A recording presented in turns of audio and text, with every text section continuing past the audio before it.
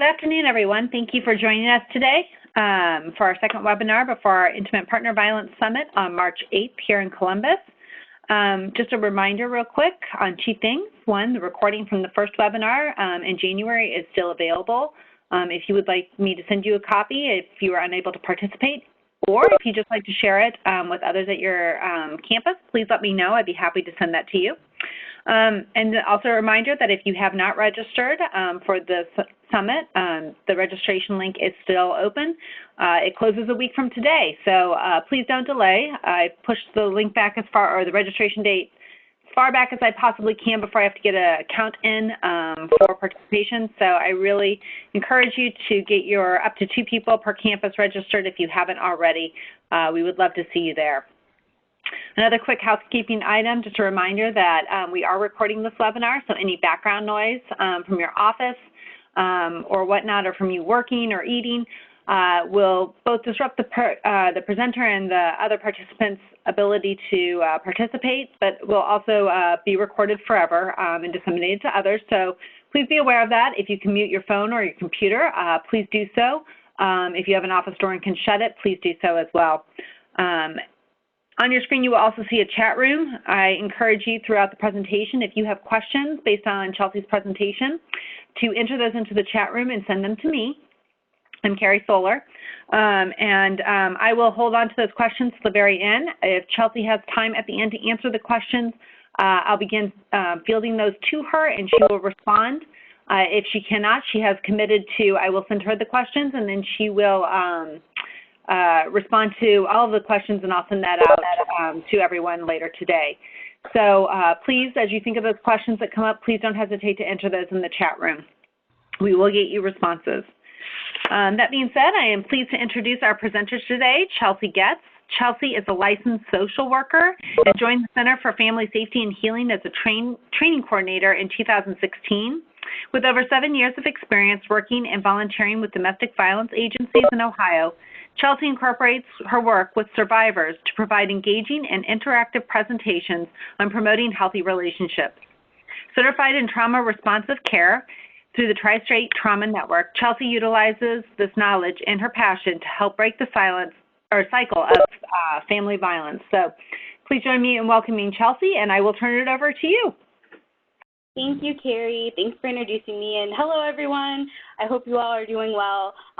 Here in Columbus, it is raining. I don't know what it's doing across the rest of the state, so I'm kind of glad that this webinar is office-based instead of an in-person traveling one. It's nice to not have to get wet today. So like Carrie said, I'm a training coordinator with the Center for Family Safety and Healing. The center was founded in 1998. And in 2005, we built the building that you can see on the screen momentarily. And that building consists of Columbus Police Department, Child Protective Services, and victim service providers, all coming under one roof to reduce trauma for children and families. Our aspiration is to break the cycle of violence through advocacy, prevention, intervention, and treatment and research, and we integrate all of these together.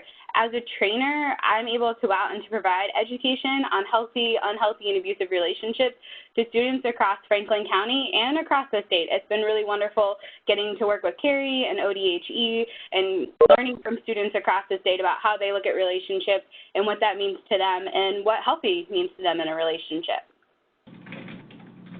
For our objectives today, we're going to look at recognizing the dynamics of unhealthy and abusive behaviors in intimate partnerships, and we're going to look at understanding strategies to identify intimate partner violence on campus. How can we approach some of these conversations and understand how to respond appropriately when intimate partner violence is identified? So we'll couch all of the conversation under these objectives, and I'll talk about each one in more detail as we go throughout this presentation. For our first objective, we're going to review a few definitions. We're really going to be exploring some of the warning signs of abusive behavior and tactics, and then we're going to spend some time focusing on what are lethality factors and how are those different from some of the other things that we've been talking about. First up is domestic violence. We're really looking at this from a legal standpoint. And at the center, we've adopted the legal definition. So the way it's defined here is any conduct or behavior that would meet the legal criteria for a misdemeanor or felony charges. The focus is on the conduct and behavior, not the involvement of law enforcement, whether charges may or may not have been pressed. We're really focusing on does that conduct or behavior meet the criteria for a misdemeanor or felony charge? Another key piece of this is the relationship between the two individuals. It needs to match the legal definition of family as it's listed here. So a couple of examples might be if the relationship is with a current or former spouse. Maybe it's with somebody they have or are currently cohabitating with, or anyone residing in the home together. It doesn't have to necessarily be a romantic relationship. It could be two family members that are living together. It could just be two people that are cohabitating. And another could be if they have a child in common. All of these are ways that household and family are defined in the legal definition, and that's kind of what we're looking at when you hear the term domestic violence. When we move on to what is dating abuse, it doesn't have to be just people in a household living together for abuse to occur, and we know that. So dating abuse includes any dating partners who may not fit that traditional definition or legal definition of family and household. This could be our college students that are living in separate dorms. This could be people that don't have children in common together. So it's more inclusive, I would say, of the college atmosphere, whereas domestic violence, people typically associate that with adult-based survivors instead of college-based survivors.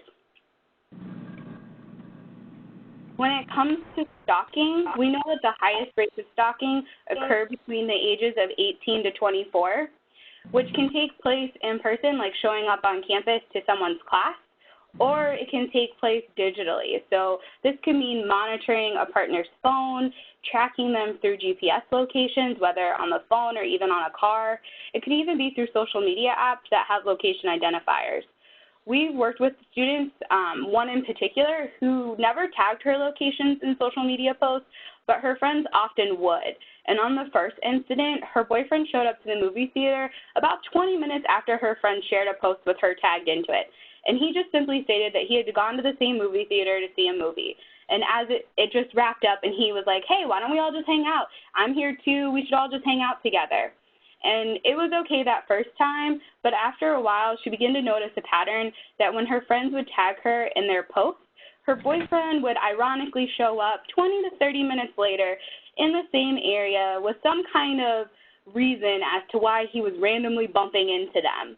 And eventually she was able to recognize that he was tracking her through her friend's posts on social media and asked her friends to stop tagging her, because once she did, he was no longer showing up.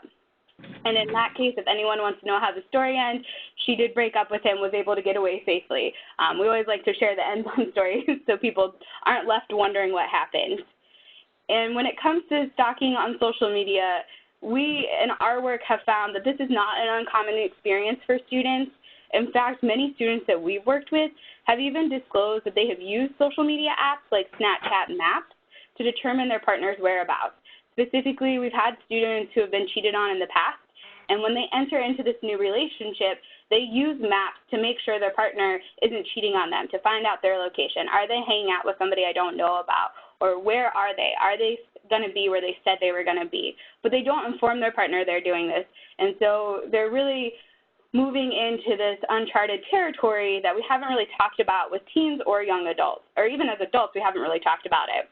And I think it can be harder to know what healthy boundaries look like when it comes to digital monitoring and stalking and using apps like this, because as a society, we've normed the behavior of I'm Facebook stalking or I'm creeping on someone's social media page. And we think that we've deemed that to be acceptable socially. And so that often downplays the seriousness of stalking. And when it comes into a relationship, that behavior is normalized. So they don't see it as being unhealthy or abusive. It's just normal to their experience. It's how relationships work. Excuse me. When it comes to intimate partner violence, oh, you might have to click that again, Carrie.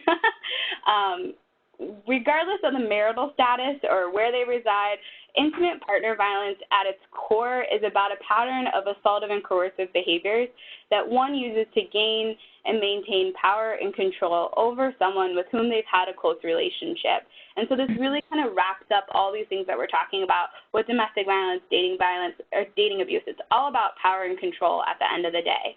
And when we talk about coercion, we're talking about someone being forced to act or think in a certain way, whether it's pressure, threats, intimidation, really having a lot of manipulative tactics being used. Often I have students saying, like, it's like emotional blackmail, or they're guilting me into doing things. And a relationship that's abusive is often repeated pattern behavior.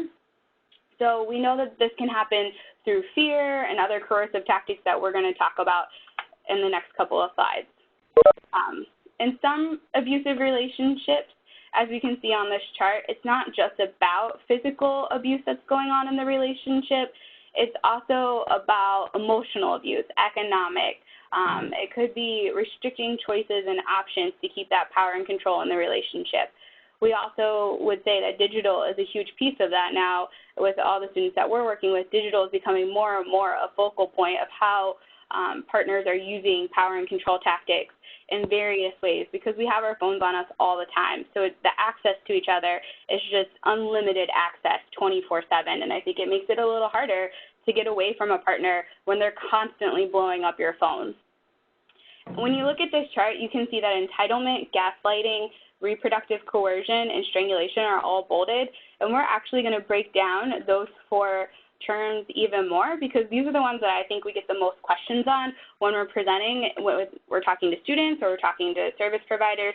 These are the ones that aren't necessarily being talked about, but they are a common experience amongst the people that we're working with.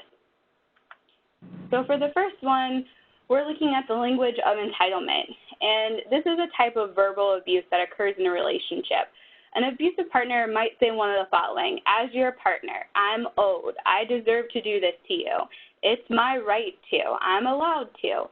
All of this is about ownership over the other person, and in some cases treating a partner like an object or a possession instead of an actual human being.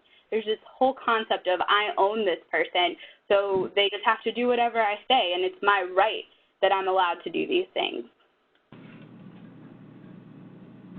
When it comes to gaslighting, this originated out of an American film in the 40s called Gaslight, which was about a woman whose husband slowly manipulates her into believing that she's going insane because he's flickering the lights in their house and then stating he wasn't doing it. So what this might sound like in a relationship is what we've laid out on this slide in this quote-unquote poem. So that didn't happen, and if it did, it wasn't that bad. And if it was, that's not a big deal. And if it is, that's not my fault. And if it was, I didn't mean it. And if I did, you deserved it. As you can see, this is a form of emotional abuse where a partner makes the other person doubt themselves. They might even begin to question their own recollection of an incident, and it often leaves them feeling confused, wondering what they did wrong, or even begin to increase self-doubt. All of this is done to gain and maintain power over the other person. And it's another way for the abusive partner to avoid responsibility for the abuse that's being inflicted.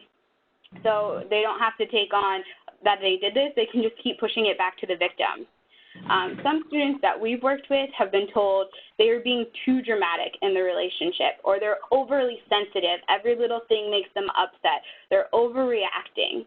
In some cases, students were told to stop making everything such a big deal. You need to get a backbone, or they were told, you're putting words into my mouth. I didn't say that. That's not what happened.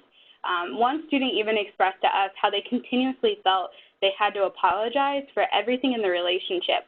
Whether or not they did anything to warrant an apology, they still felt like they owed their partner an apology in the relationship.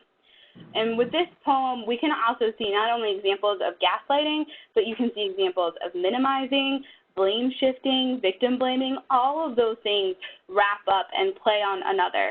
And it's not something that you can easily explain to somebody else. When it comes to gaslighting, because it's so personal and it makes you second guess your reality, it's not like I can turn to my friend and explain what's going on in the situation. My friend may not believe me, or I may not think that my friend's going to believe me because I don't even believe it myself. And so it makes it so personal. And then the next time something happens in the relationship, an abusive partner is going to say something along the lines of, see, this is just like the last time. You didn't know what was going on then. You don't know what's going on now. I'm the only one that's going to stick around. I'm the only one that's going to be here for you and put up with this.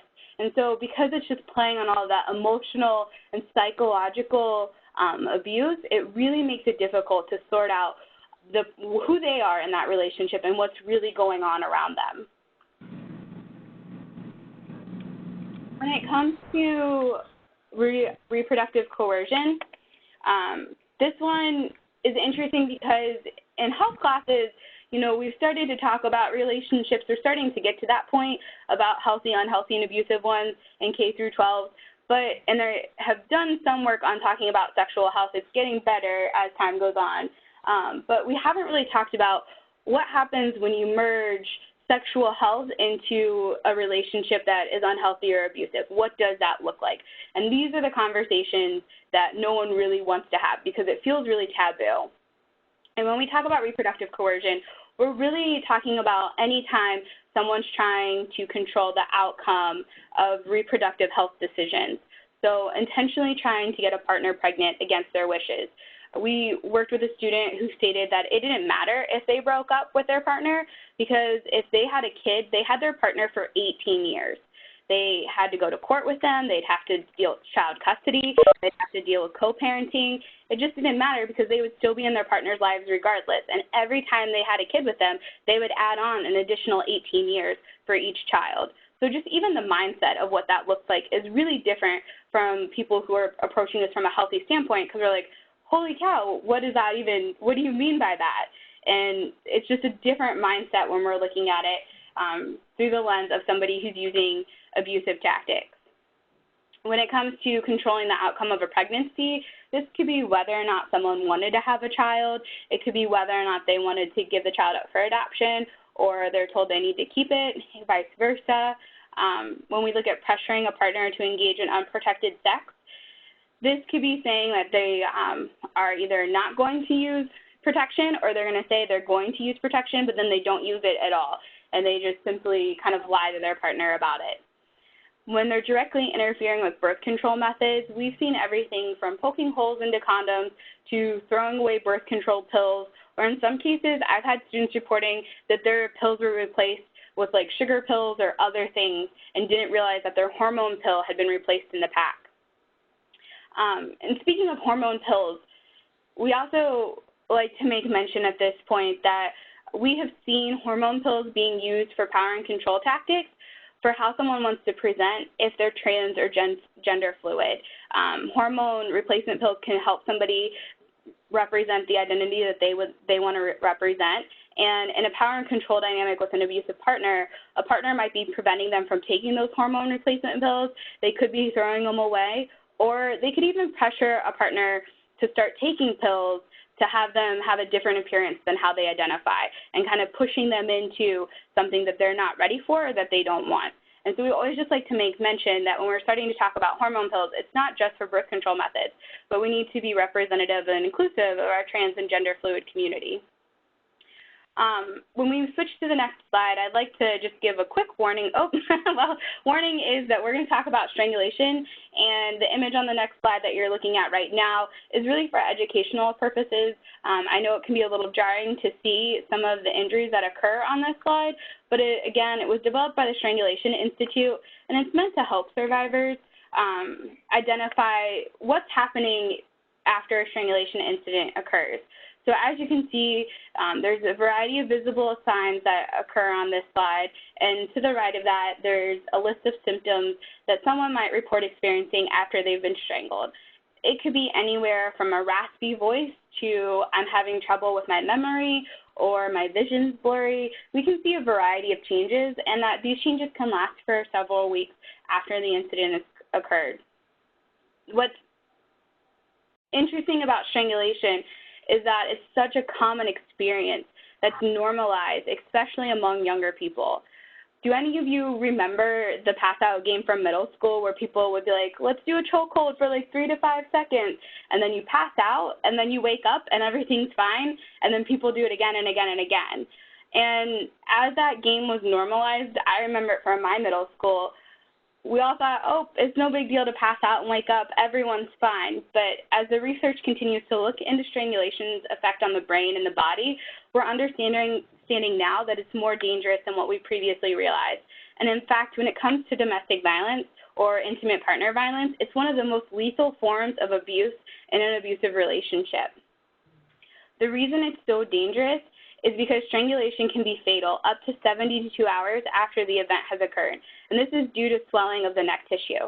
And even in fatal cases, there are often no external signs of injury, meaning that only 50% of victims really present with the visible injuries that we see on this slide here.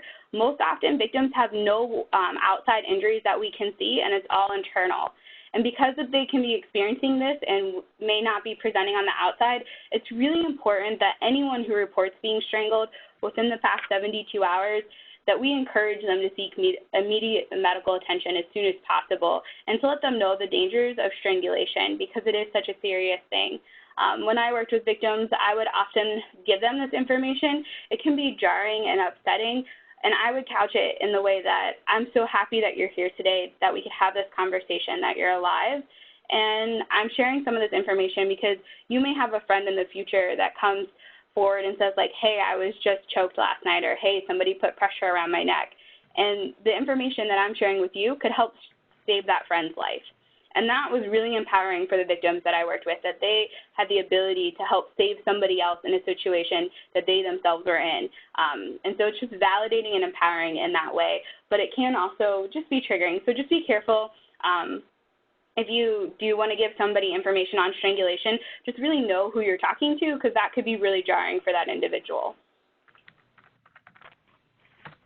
All right, skipping through all of our first objectives. So moving on to lethality factors. What makes lethality factors different from all the stuff that we've been talking about so far? So lethality factors are those key signs and tactics that a partner is more likely to seriously harm, injure, or kill in the relationship than somebody who's not engaging in these forms of abuse and tactics. The more factors that are present in the relationship, so the more that a person says, yes, I'm experiencing these things, the more likely it is for them to be seriously harmed or even killed. We've already discussed strangulation being a lethal form of abuse. However, one of the most dangerous times in an abusive relationship is when it ends. This is a time where the abusive partner is losing control or perceives the loss of control, making them act in a way that they may not have before because they have nothing left to lose in that relationship. And it's vital that a victim or survivor is offered or connected to resources that can assist with making a safety plan. We know when it comes to stalking that 76% of intimate partner homicide victims were actually stalked before they were killed. And usually stalking increases once the relationship has ended. So again, that abusive partner feeling like there's nothing left for them to lose, they're really going to start engaging in behaviors they probably haven't engaged in before. And it also makes them really unpredictable, which can be very scary for someone who's in that relationship to not know what's coming next. When it comes to abuse during pregnancy, this is another red flag and huge warning sign for us, because that abusive partner appears to have no concern about the well-being of the child or the mother, and the fact that the abuse could kill both of them, depending upon the severity of it. At the very least, the impact of the abuse while the mother is pregnant is impacting the developing brain of that child, and is there's already trauma prenatally before that child's even born, and there's going to be additional things that child's going to have to navigate as their brain tries to heal from that trauma once they are born. Again, the big thing about looking at this slide, it can feel overwhelming, like there's so many signs, there's so many things to be focused on, but really we want to create a safety plan to help mitigate any danger that someone might be experiencing. So if any of these lethality factors are present, we want to offer and connect individuals to resources as soon as we possibly can, because then they're able to get connected to resources that they may not have had before. They can start safety planning, and they might be able to avoid further abuse from occurring in the relationship. All right, so we're moving on to our second objective. So objective 2 is understanding strategies to identify partner violence on campus. And there's 3 different ways that we might learn that intimate partner violence is occurring. We might make a discovery or kind of like stumble upon a situation. There could be somebody who's disclosing to us that abuse is occurring, or we may have a suspicion that since based on we've learned some signs, we are starting to become more aware of what this looks like, we might start to suspect that somebody's experiencing something, but we don't have a disclosure, we haven't discovered anything yet. So the first one we're going to talk about is discovery. And this simply means you've witnessed the abuse or know by some other means that abuse has taken place. And examples of this could look like witnessing intimate partner violence and then it's reported at a residence hall. Somebody saw it happening. Or maybe you receive a police report of intimate partner violence that occurred on campus. If you're a coach, you might see one of your players is upset at their phone being blown up all the time from their partner when you're at away games. Or you might notice that your players get really anxious and feel like they have to connect in with their partner. You could even overhear a partner constantly calling them and checking in and saying, where are you? What are you doing? Like, you never know how you might discover something, but it really can take place in a variety of settings. And when it comes to discovery, it doesn't also have to be physical violence. We could be seeing humiliation. You could be hearing someone belittle somebody. You might see controlling behavior. You could hear somebody say, like, who's that on your phone? What are they doing? Why are they calling you? Really trying to control the situation. So it doesn't have to be just physical violence. It really can be more of the emotional and mental manipulation that we see first and that control piece. Again, any type of abuse that you're seeing, like, it's always going to relate back to power and control. So if you start to feel like you're seeing power and control dynamics, then it's a pretty good guess that that's exactly what it is. When it comes to disclosures, you're not always going to necessarily see the abuse happening, like I mentioned previously, but you might have someone disclose that they've experienced abuse directly to you, or they've reported it to a designated person on campus. Either or can happen. Some examples might be that you meet with a student who discloses IPV, or you receive an email from a faculty member who met with a student who disclosed IPV. Sometimes in those cases, you might have a faculty member who, one college campus we were working with, the English professor had passed out a report and asked to talk about a moment in their past that was pivotal for them, that helped, make them into who they are today. And one student wrote about their experience of being in an abusive relationship that they were currently going through. And so that teacher connected into that student and started to talk to them. And then the teacher sent a follow-up email to their campus protocol to say, like, hey, we need to get this student services.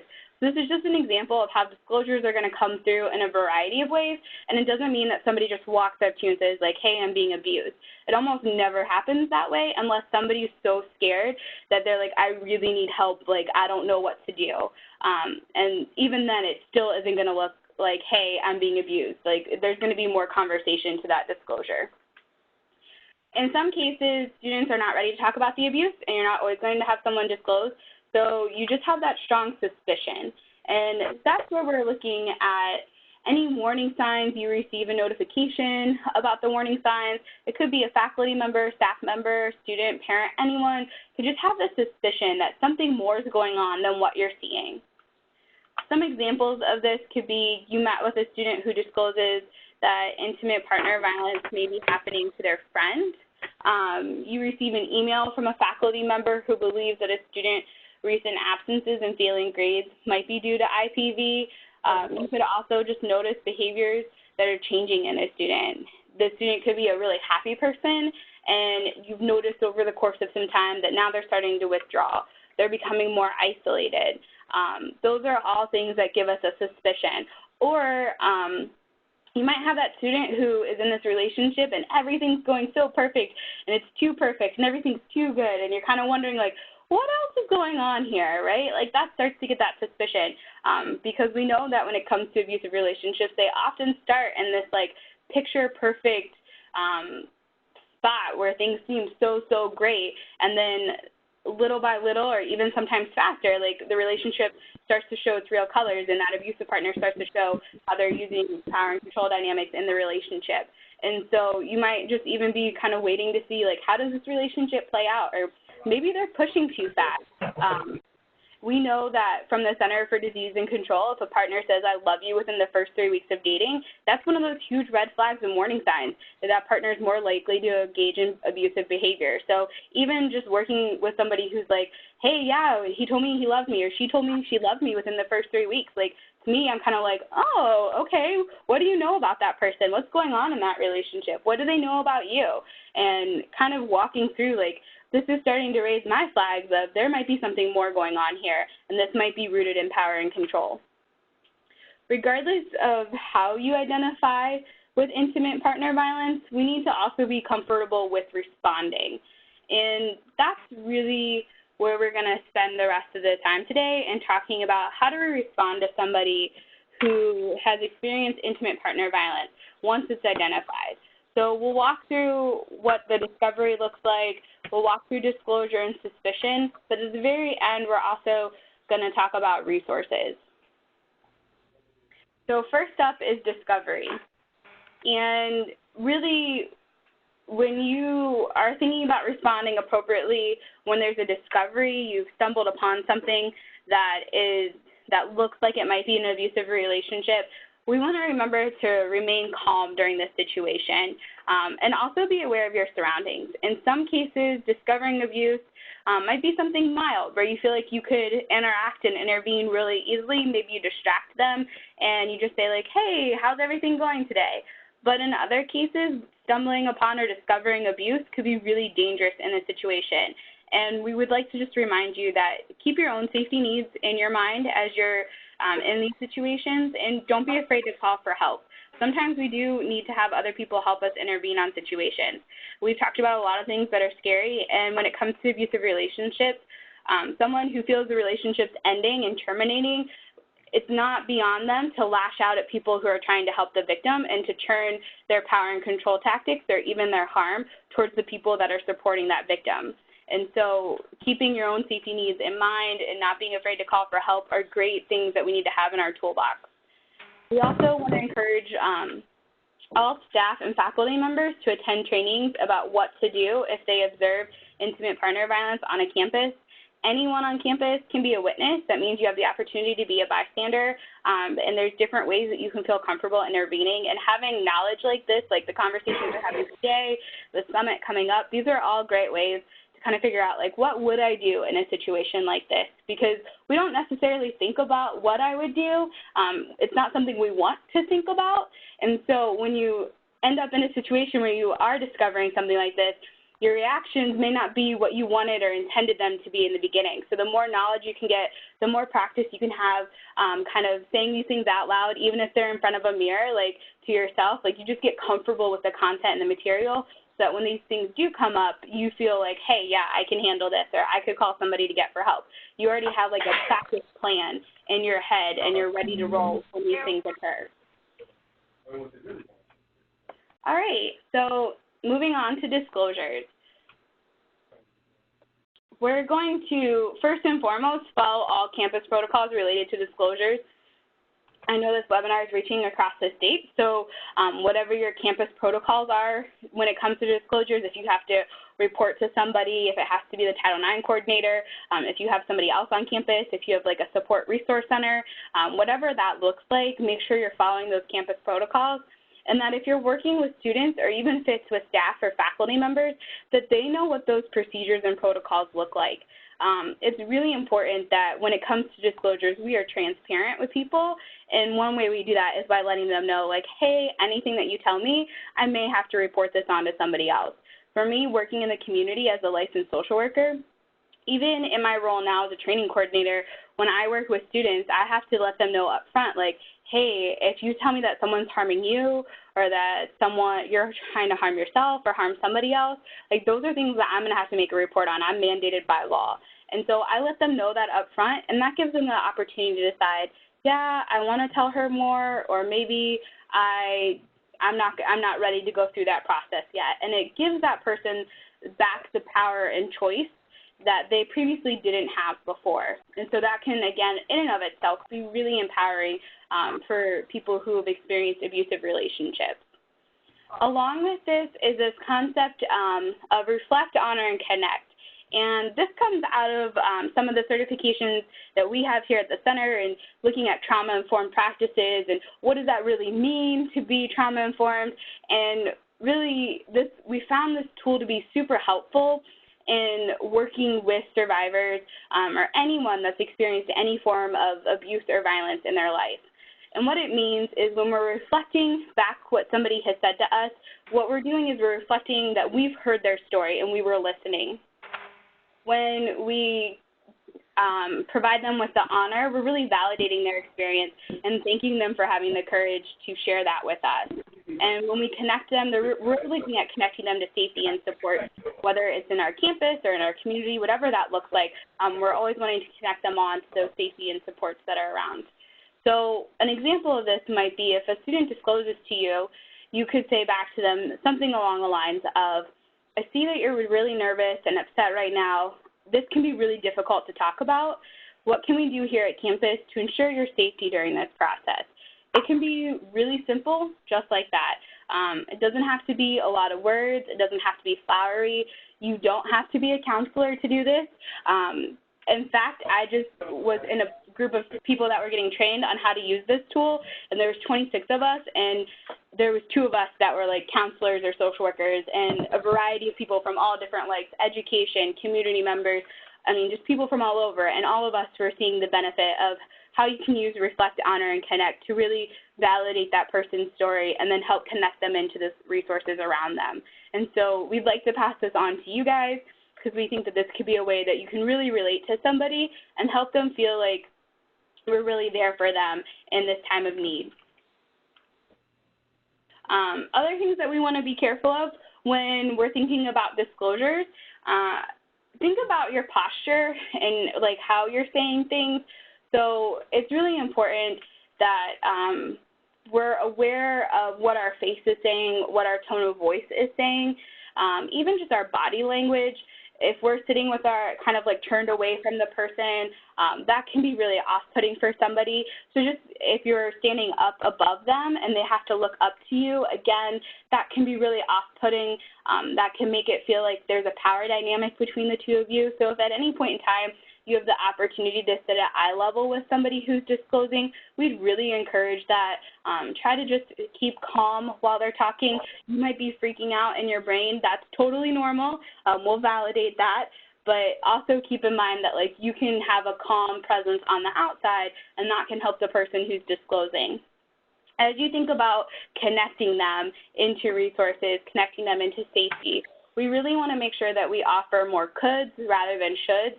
Our boss likes to say nobody wants to be should on. So if we can offer options, that means, you know, you could call this number, or you could stay with a friend, or you could do these things. We're, again, providing them options, and that's not something they've experienced if they have been in an abusive relationship. Options have been taken away from them. So this is a really great opportunity to say, like, this is a different environment, and we want to help you in this process. We want to walk with you to make sure that you get what you need. We talked about breaking up earlier, so again, it's one of the most dangerous times in a relationship. So if we just immediately tell somebody to break up, we could be putting them at risk, and that's really important that we want to say, like, hey, if you're thinking of breaking up, we'd really love to connect you to an advocate, or we'd like to connect you to a support coordinator. What can we do? Would that be something that you would like to do? And really kind of just walking through, this could be a helpful tool as you think about breaking up with someone. And then we want to encourage them to make a safety plan. So again, that's connecting them into those resources. We'll talk at the end about a few resources that you can do for safety planning online, but really safety planning is beneficial when they have a live person they can talk to. So whether it's over a phone call or it's in person, being able to talk to a coordinator or an advocate who has worked with other victims who can share stories and say, like, I've had other students in the same situation, and here's how they handled that. This might be helpful for you, too. That was really helpful for me when I worked with victims. Actually, in fact, the stories that I worked with on previous victims when I met somebody new, those are the things that were most helpful. And they said, oh, I had no idea that could even happen. You know, I didn't know someone could stalk me or put a GPS locator on my phone. But now that I heard this other person's story, I know that's a possibility. And that gave them the ability to make a different decision and not fall into that same tactic that the abuser was trying to use. So all of those are really, really helpful, and coordinators and advocates can be extremely helpful in being able to do that just because of how many victims they work with over the course of a year.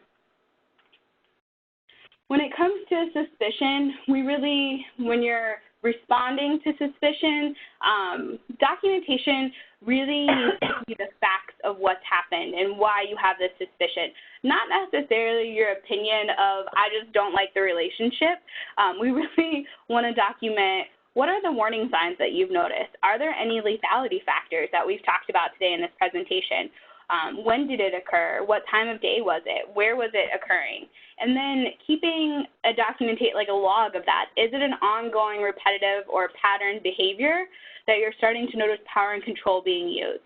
All of this can be really helpful because a victim isn't always ready to disclose that they're experiencing abuse when we start to think like, oh, I think something might be going on here. That person may not be ready, but having a documentation of it can be helpful to go back and say like, hey, I've noticed these things over the last couple of visits, and I would just want to ask you a few questions. When it comes to the healthcare setting, this often sounds something like, do you feel safe in your relationship is a question that's pretty common. You hear it at primary care visits. You might hear it on health campus centers. They might be asking something like that. At the center, we actually like to go beyond that question and ask, does your partner ever make you feel afraid or feel like you have to tiptoe around your partner to avoid their anger? We think that this really gets more at the power and control dynamics in a relationship because a person might say, yeah, I feel safe, like there's nothing going on in my relationship. We're good most of the time. But they might be minimizing what's going on with the anger. They might not recognize that like avoiding anger isn't necessarily a healthy dynamic in a relationship. It might be normal, but it's not healthy. And so being able to open that door to that conversation can be really helpful for someone. And in some cases, you might just even point blank ask, does your partner try to control you? All of these could be really helpful questions that really get at the heart of, is there power and control dynamics happening in the relationship versus do we feel safe? Because sometimes partners that are abusive, they still feel safe, but we're not recognizing power and control. In 2015, there was a study done it was a web-based survey, and it was administered to college students at 2 different universities in northeastern United States. And what they found out of this survey was that almost 63% of college women who were surveyed said that they were screened for intimate partner violence during off-campus healthcare visits. So somebody, when they were seeing a primary care or whoever they were visiting in the community, was asking them the questions of like, do you feel safe at home? But when those same students were on campus, what they found is that 90% of them weren't screened for intimate partner violence during their most recent visit to a campus health center, meaning that on-campus healthcare centers are missing the opportunity to have this question about, hey, what's going on in your relationship? Are you feeling like you're tiptoeing around your partner's anger? And when we're missing these opportunities, these are prime opportunities to give students more resources, to say, like, did you know that that behavior sounds like it's unhealthy or even abusive, and that healthy relationships look a little bit different, and this is what they look like. Like, we're having a golden opportunity where we have somebody one-on-one, because in an abusive relationship, we don't always get the opportunity to talk to somebody one-on-one. Oftentimes, their partner's around or they're reporting back to them, and so a healthcare setting can be kind of like a blessing in some ways, because you have the opportunity to get that person one-on-one and really start to ask them questions and allow them some time and space to think outside of being around their partner or fear that their partner is going to find out about the conversation. And so this could be an opportunity at healthcare centers on campuses to intervene, get resources, or even just have handouts or pamphlets in campus, in office centers and rooms to say, like, here's information if you need more about this.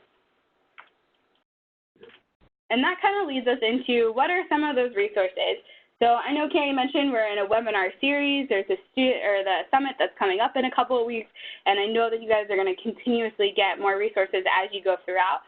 we just wanted to point your attention to just a few quick resources at the end of this presentation. The first one being the My Plan app. So this is from the One Love Foundation, put together by Yardley Love's parents. Yardley Love was a college student who was murdered by her ex-partner who was abusive after she broke up with him. And so her parents dedicated themselves to making a foundation to prevent this from happening on other college campuses, and even now have ventured down into the high schools. We at the center use a ton of their materials, a lot of their videos and PSAs. They're really great, and students relate to them. And one of the things that we promote is their My Plan app. Students can log on to this, and really it's a self-evaluation tool designed to help survivors assess whether they or a friend are safe within a relationship. So they'll answer questions about the relationship, and then sometimes it'll be able to give them like safety planning information. In some cases, this is a great first step for someone who's experiencing abuse. Maybe they're not ready to talk to somebody. Maybe they're not quite sure they're ready to take a first step. This could be a way for them to start to explore other types of relationships and what this means for them. Loveisrespect.org is another great website. They have tons of information. They have great blogs and articles about relationships for college students. They talk about healthy, they talk about unhealthy. It's not just one-sided on what abusive relationships look like, but also like what do you expect out of a healthy relationship, and what does this really mean for students and for adults alike, both. And finally, we're looking at the Ohio Domestic Violence Network. This is a statewide organization here in Ohio that helps agencies in all the counties figure out like who, if I was somebody I'm here in Franklin County and I wanted to know about somebody who lived in Ashland, and I didn't, like my student lives in Ashland, I don't know how to get them help when they go back home, I would call the Ohio Domestic Violence Network and say like, hey, my student, is from Ashland. Are there any shelters or resources or services over there that could be helpful for my student? And then they could direct you and give you the information about that county, what agencies are there, shelters, things like that. It's not, ODVN is not meant for like a hotline, like you would call and say like, I'm a survivor, I'm currently experiencing abuse, I need help. They do take some of those calls and they direct those survivors back to the counties where services are being provided. Like my organization with the center, we often get some referrals and to our adult services program for survivors, and that's what our hotlines are meant for. That's how we're operated to work, but Ohio Domestic Violence Network is meant to support the whole entire state. And so it's really meant for us as service providers to get a little bit more help, to get training, and to just figure out who has what across the state of Ohio. So in ending my presentation today, I'd like to end with this final phrase that has really stuck to me throughout all of my work that I've been doing. And it has been really influential in how I approach situations with each person that I work with. And so the phrase is, for a person experiencing abuse, a single moment can help empower them on the path to healing. And with that, I'd just like to thank you all for your time and being a wonderful audience here. Thank you. Thank you, Chelsea. I appreciate your presentation today. I think it's great information and a great lead-in for us to the summit. I'm not seeing any questions currently in the chat box, but I do want to give a couple minutes to anybody who may have a question or two that would like to put that in the chat box, and we can get an answer because we have a couple minutes. Yeah, no problem.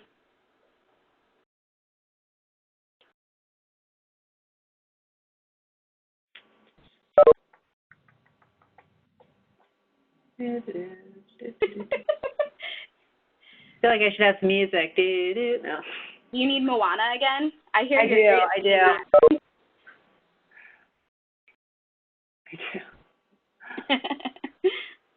All right. Well, not seeing any questions coming in.